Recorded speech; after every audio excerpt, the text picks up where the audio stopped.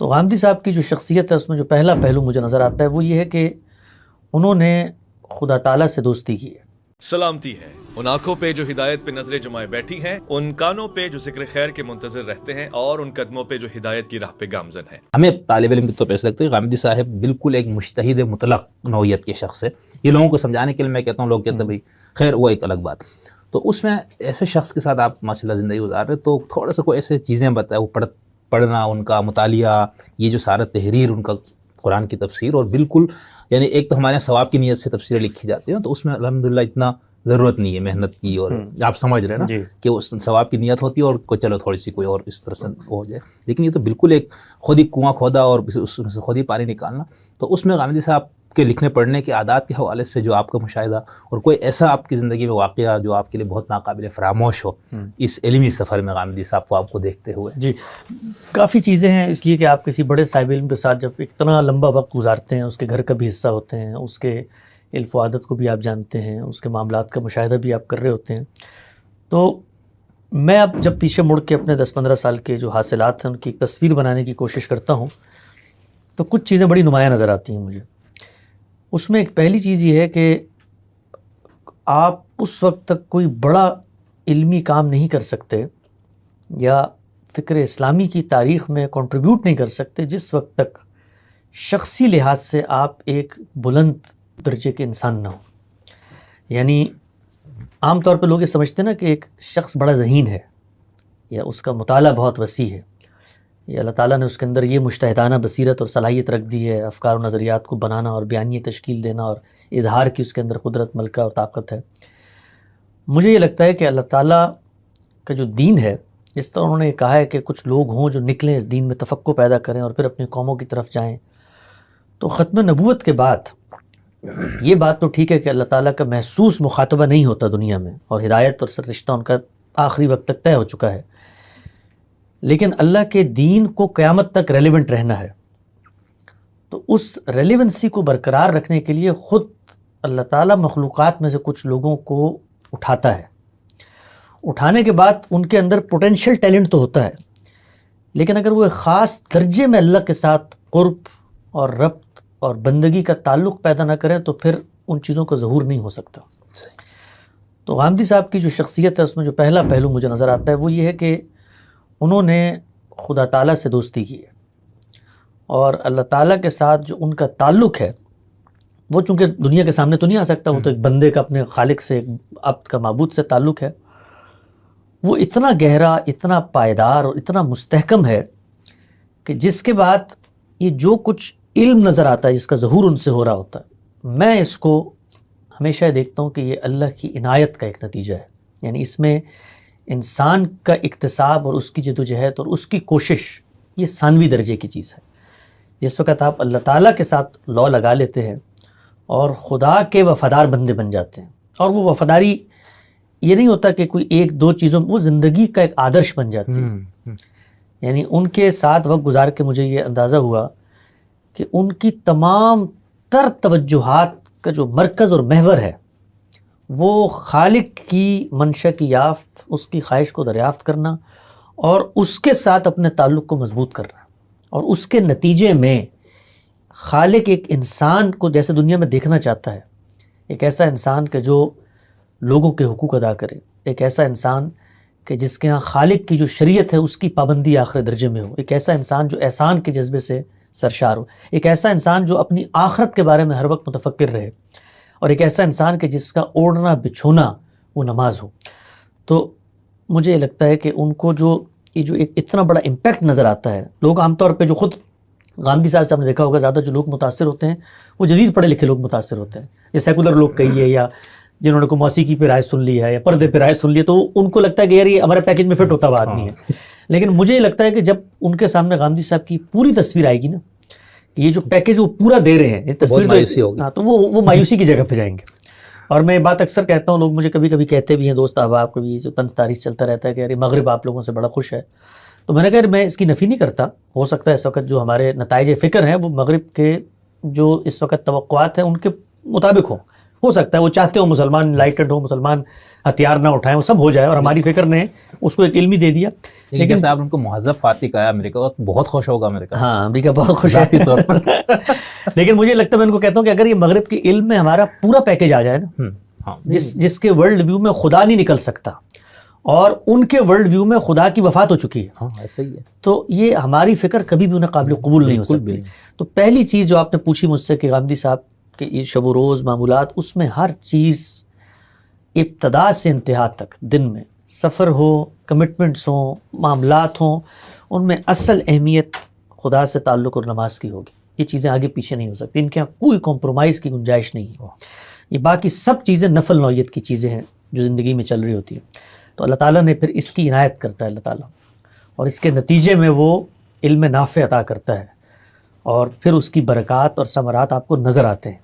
یعنی اس وقت ہزاروں نہیں لاکھوں لوگوں کو جو دین اسلام کا شعوری طور پر دامن چھوڑ کے کھڑے ہوئے تھے, غامدی صاحب ان کو واپس اسلام کی اس شناخت میں لے کر آئے ہیں. لوگ اس کا ظہور نہیں کرتے نہ, ہم چیزوں اس طرح کی چیزوں کو کوئی اپنے ایٹریبیوٹ کے طور پہ بیان کرتے ہیں کہ بھائی اس فکر نے دیکھو کتنے لوگوں کو یہ کر لیا اور کون سا. لیکن جب ہم لوگوں میں نکلتے ہیں, لوگ ملتے ہیں, تو بتاتے ہیں کہ کیسے ہم مذہب کی طرف آئیں, تو اللہ کی عنایت اور احسان. دوسری چیز یہ ہے کہ زندگی کا ایک نقشہ اور لاہ عمل, ڈسپلن. غامدی صاحب کا ایک انٹرویو ہے ڈاکٹر ممتاز صاحب نے کیا تھا, غالباً 1973 یا 74 کا انٹرویو ہے. اچھا, اس وقت ان کی عمر 22-23 سال تھی, اور انہوں نے اس زمانے میں پاکستان کے جو بڑے علماء تھے ان کا انٹرویو کیا. اس میں مطلب مولانا ایوب جان بنوری کا انٹرویو ہے, مولانا مودودی کا انٹرویو ہے, اس طرح کے لوگوں کا, یعنی جو بڑے لوگ تھے اس زمانے. تو اس وقت انہوں نے غامدی صاحب کا انٹرویو کیا. غامدی صاحب اس وقت طالب علم تھے لاہور میں, چھوٹا سا ان کا حلقہ تھا وہاں, وہ کچھ تصوف کی کتابیں وغیرہ پڑھاتے تھے, متوازی دین اس وقت وہ پڑھاتے تھے. تو اس پر انہوں نے وہ انٹرویو کیا, تو اس میں انہوں نے اپنا زندگی کا ایک لاہ عمل بتایا ہے کہ میں نے یہ کام کرنے, یعنی 18-20 سال کی عمر میں ایک نقشہ بنایا کاموں کا. اس میں جو آخری کام تھا اس کا موقع 72 سال کی عمر میں آیا. جو حدیث کا جو کام ہے وہ اس وقت ان کے اس میں آیا. تو ایک ڈسپلن اور تدریج سے جب آپ قدم بقدم اور لمحہ بلمحہ محنت کرتے چلے جاتے ہیں تو پوری کی پوری عمارت تعمیر ہو جاتی ہے. تو اتنا بڑا کام انہوں نے کیا. ظاہری بات ہے وہ پبلک کے اندر بھی جاتے تھے, میڈیا پریزنس بھی تھی. اس طرح کے جو لوگ ہوتے ہیں کبھی بھی گہرا فکری کام نہیں کر سکتے اگر ان کی عوامی شہرت ہو جائے. تو ہر وقت ہڈو بچوں کا شور ہوتا ہے, کوئی یہاں آ رہا ہے, کوئی میڈیا کو ریکارڈنگ. لیکن ایک لاہ عمل بنایا, ایک دستور بنایا, اور اس پہ ڈسپلن کے ساتھ کاربند ہو گئے. تو دوسری چیز جو کسی شخص کے کام کو استحکام دیتی ہے وہ اس کی زندگی کی پلاننگ اور ڈسپلن ہے. تو ان کے اوقات مقرر, ہر چیز وقت مقرر پر ہوگی. یعنی لکھنے پڑھنے کا وقت ہے, مطالعے کا وقت ہے, تفریح کا وقت ہے, اپنی صحت کے معاملات کو دیکھنے کا وقت ہے, ریکارڈنگ کا وقت ہے. تو یہ جب سب چیزیں اپنے معمولات میں ڈھلتی ہیں تو اللہ نے انسان کو جو زندگی کا لائف سپین دیا ہے, اگر آپ اس کا اچھا ڈسپلن کر لیں تو خالق کائنات واقف ہے ہم سے, اس نے ہمیں بنایا ہے. وہ یہ سمجھتا ہے کہ ایک آدمی اپنی زندگی میں بہت بڑے کام کر سکتا ہے. تو ان کے چونکہ 40-50 سال کا ایک معمول ہے, وہ تہجد کے وقت اٹھتے ہیں اور اس کے بعد نماز پڑھتے ہیں. نماز پڑھنے کے بعد جو ہے جو کچھ انہوں نے لکھنے پڑھنے کا کام کیا ہے وہ فجر کے وقت سے پہلے کیا ہے. یہ جو کچھ آپ کو نظر آتا ہے, ان کی تفسیر ہے, باقی ساری کتابیں ہیں, اچھا, تو وہ اس وقت کرتے ہیں. اس وقت حضوری کا وقت بھی ہوتا ہے, اللہ تعالیٰ کے ساتھ بھی فرشتے بھی اس وقت رحمت کے نازل ہوتے ہیں, بالکل ایسے ہی ہے. اور پھر اس کے بعد خود انسان اتنا یکسور متوجہ ہوتا ہے کہ وہ پروڈکٹیوٹی کئی گنا بڑھ جاتی ہے. تو وہ اسی کی تعلیم دیتے ہیں ہمیں بھی کہ بھئی آپ لوگ اس وقت کو قیمتی بنائیں.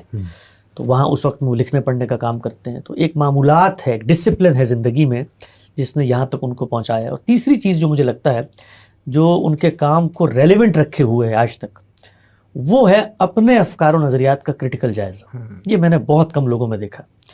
اصل میں انسان کا معاملہ یہ ہے کہ جب وہ کوئی چیز تخلیق کر دے نا تو دنیا سے پہلے خود وہ اس کے تاثر کا شکار ہو جاتا ہے. اس کو لگتا ہے کہ یہ تو جو میں نے محل تعمیر کیا ہے یہ تو بن ہی نہیں سکتا دوبارہ. آپ نے شعراء میں بہت دیکھا ہوگا یہ کہ جب کوئی غزل آ جائے تو پھر وہ ان کو وہی غزل سب کچھ لگتی ہے. تو یہ ہر کریٹیو آدمی کے اندر جو کوئی اس کی ندرت خیالی ہوتی ہے جس کے ذریعے سے کوئی پروڈکٹ بنے, اس کے سحر سے نکالنا اس کو آسان نہیں ہوتا. ان کا جو تیسرا بڑا کمال ہے جس نے ان کو بڑا آدمی بنایا ہے, میں کہتا ہوں, وہ ہے کرٹیکل جائزہ لینا. اور اس کے لیے ناقدین بھی بہت خدمت کرتے ہیں. غامدی صاحب کے دن کا یعنی کوئی کام وہ کریں یا نہ کریں, بیماری ہو یا صحت مندی ہو, وہ ناقدین کی تحریریں پڑھتے ہیں, ناقدین کی گفتگویں سنتے ہیں. اور ہم جب ان سے گفتگو کرتے ہیں اور ہم جو طالب علم ان کے حلقے میں ہوتے ہیں، ان سے بھی ان کا یہی ہوتا ہے کہ آپ نے کوئی تازہ تنقید پڑھی ہے، کوئی نقد پڑھا تو پیش کریں، بتائیں، اور پھر اس پہ تبادلہ خیال آپ کی کیا رائے ہے اس کے اوپر. آپ یعنی کوئی جامد مقلد محضوں کی جماعت بنانا مقصود نہیں ہے. خود اپنے طلبہ کے اندر یہ شعور اجاگر کیا جائے کہ بھائی تم لوگ خود سوچنا سیکھو، اگر یہ فکر پہ اعتراض ہوا تو ہو سکتا ہے ہماری غلطی ہو. تو اس کے لیے وہ اپنے فکر کو ریویو کرتے رہتے ہیں. تو اس ریویو کے عمل میں مطالعہ کبھی باسی نہیں ہوتا. اسی لیے آپ دیکھیں لوگ عام طور پہ پوچھتے ہیں، ان سے میں نے پچھلے میں گفتگو بھی کی تھی کہ جی آپ یہ کیسے دے دیتے ہیں سوالوں کے جواب. تو وہ سوال کا جواب دینے بیٹھے نہیں ہیں، وہ حقیقت کی تلاش میں سرگردہ ایک شخص ہے. وہ اس کی زندگی کے حقائق ہیں جو جب آپ اس سے پوچھتے ہیں تو وہ آپ کو بیان کر دیتا ہے. تو میں لوگوں کو بتاتا ہوں کہ میں نے ہزاروں گھنٹوں کی ریکارڈنگ کی ہے، لیکن میں کبھی گاندھی صاحب کو سوال نہیں بتاتا کہ جی آج اس موضوع پہ بات ہوگی. تو جو کچھ علم ہوتا ہے وہ حاضر موجود علم ہوتا ہے. تو آپ اگر ان 3 چیزوں کو مجھے لگتا ہے اپنا لیں، پھر اللہ تعالیٰ نے غیر معمولی خدا داد صلاحیت تو ہوتی ہے. پس منظر میں ایک منہاج کھڑا ہوا تھا اپنے پرنسپل اپروچ کے ساتھ، تو اس پہ پھر گاندھی صاحب نے تعمیر کا کام کیا ہے، پوری عمارت کھڑی کی ہے. اور مجھے لگتا ہے کہ اس سب کے بعد ایک اور چوتھی چیز بھی اب میرے ذہن میں آتی ہے جو بڑے لوگوں کو بڑا آدمی بناتی ہے، وہ ہے تواضع، وہ ہے انکساری، وہ ہے عاجزی. یعنی علم جس طریقے سے وہ کہتے ہیں کہ غزالی کہتے ہیں نا کہ یہ سانپ بن جاتا ہے، تو علم آنے کے بعد جو علم کا بیگیج ہے نا اس کو اٹھانے کے لیے آپ کو ایک ظرف بھی چاہیے ہوتا ہے، ایک شخصیت بھی چاہیے ہوتی ہے. تو میں نے اپنی زندگی میں بڑے علماء دیکھے ہیں، بڑے علم والے لوگ دیکھے ہیں، لیکن شخصی اعتبار سے اللہ نے ان کو وہ محاسن نہیں دیے ہوتے. تو وہ علم اپنا اظہار نہیں کر پاتا، اثرات نہیں ڈال پاتا. تو میں کل بھی کسی سے کہہ رہا تھا کہ کسی نے پوچھا آپ اتنے عرصے سے کوئی ایک خصوصیت بتائیں، تو میں نے کہا مجھے تو جو چیز سب سے زیادہ متاثر کرتی ہے وہ یہ کہ غامدی صاحب جیسے بڑے آدمی کی مجلس میں بیٹھ کے کوئی شخص اپنے آپ کو چھوٹا محسوس نہیں کرتا. یعنی وہ ایک خانسامہ بھی ہو، وہ ایک کوئی خاکروب بھی ہو، وہ آ جائے گا وہاں بیٹھ جائے گا اور ان سے تبادلہ خیال کرے گا تو اس کو لے گا میں تو برابری کی سطح پہ کھڑا ہوں. تو یہ جو عاجزی آتی ہے نا تو پھر اس پہ بھی اللہ کی عنایات ہوتی ہیں. تو یہ سب چیزیں ہیں جس کی وجہ سے اللہ تعالیٰ نے ان کی فکر میں برکت بھی دی ہے، ان کے کام کو بھی اللہ تعالیٰ آگے بڑھا رہے ہیں.